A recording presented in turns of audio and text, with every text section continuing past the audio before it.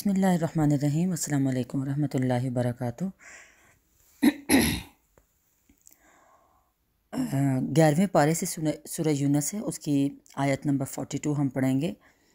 پڑھتے ہوئے، اس کی ٹرانسلیشن پڑھتے ہوئے ذرا غور کیجیے گا کہ زندگی، ہماری جو زندگی ہے اس میں یہ باتیں ہیں یا یہ صرف قرآن کی ٹرانسلیشن ہے؟ کیا حقیقت میں ان چیزوں کا تعلق ہے ہماری لائف میں کہ نہیں؟ کیا ہم ایسا سوچتے ہیں یا نہیں؟ کیا ہمارے ساتھ ایسا ہوتا ہے یا نہیں؟ آپ کو خود بخود ترجمے کے ساتھ اس کی تفسیر بھی چھوٹی چھوٹی سمجھ آتی جائے گی۔ یہ بہت گہری بات ہے، جب ہم ترجمہ کو پڑھیں تو اس کو سمجھیں بھی کہ یہ ہم پہ ہے، لاگو ہوتا ہے کہ نہیں۔ شروع کرتے ہیں آیا نمبر 42 سورہ یونس، 11واں پارہ۔ بسم اللہ الرحمن الرحیم۔ ان میں بہت سے لوگ ہیں جو تیری باتیں سنتے ہیں، مگر کیا تو بہروں کو سنائے گا خواہ وہ کچھ نہ سنتے ہوں؟ ان میں سے بہت سے لوگ ہیں جو تجھے دیکھتے ہیں، مگر کیا تو اندھوں کو راہ دکھائے گا خواہ انہیں کچھ نہ سوچتا ہو؟ حقیقت یہ ہے کہ اللہ لوگوں پر ظلم نہیں کرتا، لوگ خود ہی اپنے آپ پر ظلم کرتے ہیں۔ آج یہ دنیا کی زندگی میں مست ہیں، اور جس روز اللہ ان کو اکٹھا کرے گا تو یہی دنیا کی زندگی انہیں ایسے محسوس ہوگی گویا یہ محض ایک گھڑی بھر آپس میں جان پہچان کو ٹھہرے تھے۔ اس وقت معلوم ہو جائے گا فی الواقعی سخت گھاٹے میں رہے ہیں وہ لوگ جنہوں نے اللہ کی ملاقات کو جھٹلایا، اور ہرگز وہ راہ راست پر نہیں تھے۔ جن برے نتائج سے ہم انہیں ڈرا رہے ہیں ان کا کوئی حصہ ہم تیرے جیتے جی دکھا دیں یا اس سے پہلے ہی تجھے اٹھا لیں، بہرحال آنا انہیں ہماری ہی طرف ہے، اور جو کچھ یہ کر رہے ہیں اللہ اس پر گواہ ہے۔ ہر امت کے لیے ایک رسول ہے، پھر جب کسی امت کے پاس اس کا رسول آ جاتا ہے تو اس کا فیصلہ پورے انصاف کے ساتھ چکا دیا جاتا ہے، اور اس پر ذرا برابر ظلم نہیں کیا جاتا۔ کہتے ہیں اگر تمہاری یہ دھمکی سچی ہے تو آخر یہ کب پوری ہوگی؟ کہو میرے اختیار میں تو خود اپنا نفع اور نقصان بھی نہیں ہے، یہ سب کچھ اللہ کی مشیت پر موقوف ہے۔ ہر امت کے لیے مہلت کی ایک مدت ہے، جب یہ مدت پوری ہو جاتی ہے تو گھڑی بھر کی تقدیم اور تاخیر بھی نہیں ہوتی، جلدی یا دیر بھی نہیں ہوتی۔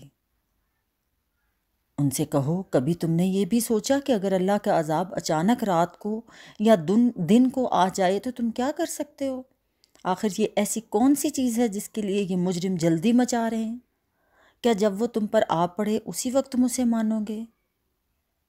اب بچنا چاہتے ہو، حالانکہ تم خود ہی اس کے جلدی آنے کا تقاضا کر رہے تھے۔ پھر ظالموں سے کہا جائے گا اب ہمیشہ کے عذاب کا مزہ چکھو۔ جو کچھ تم کماتے رہے ہو اس کی پاداش کے سوا اور کیا بدلہ تم کو دیا جا سکتا ہے؟ پھر پوچھتے ہیں کیا واقعی یہ سچ ہے جو تم کہہ رہے ہو؟ کہو میرے رب کی قسم یہ بالکل سچ ہے، اور تم اتنا بلبوتا نہیں رکھتے کہ اسے ظہور میں آنے سے روک دو۔ کسے ظہور میں آنے سے روک دو؟ قیامت کو، موت کو۔ اگر ہر اس شخص کے پاس جس نے ظلم کیا ہے روئے زمین کی دولت بھی ہو تو اسے عذاب سے بچنے کے لیے وہ اسے فدیہ میں دینے پر آمادہ ہو جائے گا۔ جب یہ لوگ اس عذاب کو دیکھ لیں گے تو دل ہی دل میں پچھتائیں گے، مگر ان کے درمیان پورے انصاف سے فیصلہ کیا جائے گا، کوئی ظلم ان پر نہیں ہوگا۔ سنو، آسمانوں اور زمین میں جو کچھ ہے اللہ کا ہے، سن رکھو اللہ کا وعدہ سچا ہے مگر اکثر انسان جانتے نہیں۔ وہی زندگی بخشتا ہے، وہی موت دیتا ہے، اور اسی کی طرف تم سب کو پلٹنا ہے۔ صدق اللہ العظیم۔ آیا 56 تک ہم نے آج اس کی ٹرانسلیشن پڑھی ہے سورہ یونس کی۔ اس میں آخرت، دنیا امر بالمعروف و نہی عن المنکر، اچھی باتوں کا بتانا، بری باتوں سے روکنا، اور پھر اس کی آخر میں آپ کو ملتا کیا ہے جب آپ اچھی بات کسی کو کہتے ہو؟ پھر اللہ بتاتا ہے کہ تم ایسے لوگوں کو بتاؤ گے جو خود سنتے اور سمجھتے نہ ہوں؟ کیا تم بہروں کو بتاؤ گے جو سن نہیں سکتے؟ کیا تم اندھوں کو بتاؤ گے جو دیکھ نہیں سکتے؟ لیکن ہمارا فرض ہے کہ ہم اپنا حق ادا کیے جائیں، اور جس قوم سے امر بالمعروف و نہی عن المنکر ختم ہو جاتا ہے وہ قوم تباہی کی طرف جاتی ہے۔ قومیں کہاں سے بنتی ہیں؟ قومیں گھروں سے بنتی ہیں، مائیں بناتی ہیں، باپ بناتے ہیں، اولاد کی تربیت کر کے آنے والے دنوں کی وہ قوم ہے۔